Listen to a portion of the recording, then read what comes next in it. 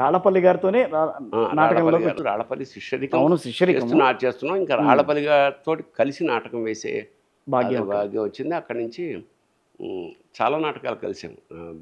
ఆయన వేసే ప్రతి నాటకంలో నేను ఏదో వేషం వేస్తున్నాను. నాటకాలంటే చాలా హావభావాలు చూపించాల్సిన అవసరం ఉంటుంది. ఇదివరకు ఇప్పుడు సినిమాల్లో కాదు కదా అది. అంటే నాటకం అనేది డిఫరెంట్ అది.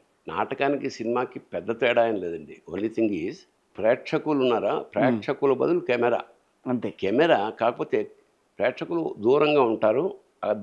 ఓ లైన్ దాటిన తర్వాత ప్రేక్షకులు రారు.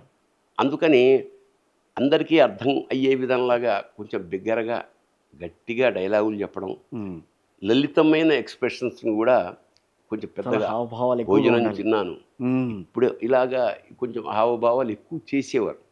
ఇన్ఫ్యాక్ట్ వెస్ట్రన్ థియేటర్లో రియలిస్టిక్ పెర్ఫార్మెన్స్ అని ఉంటుంది. మనం అక్కల మామూలుగా మనం చేసిన ఆడియన్స్కి అందుతుంది.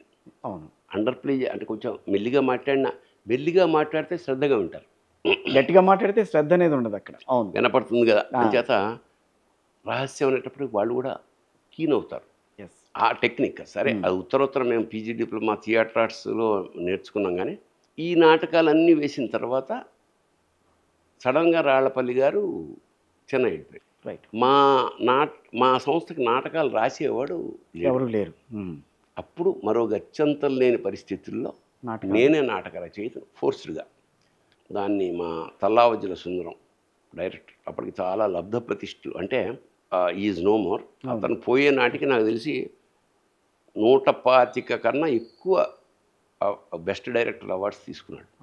తెలుగు నాటక రంగంలో ఉన్నాడు కాబట్టి అతనికి రావాల్సిన కీర్తి ప్రతిష్టలు రాలేదు. కానీ ఇదే కన్నడ, మరాఠీ, మలయాళం, తమిళ రాష్ట్రాల్లో పుట్టుంటే ఖచ్చితంగా పద్మశ్రీ స్థాయి దర్శకుడు.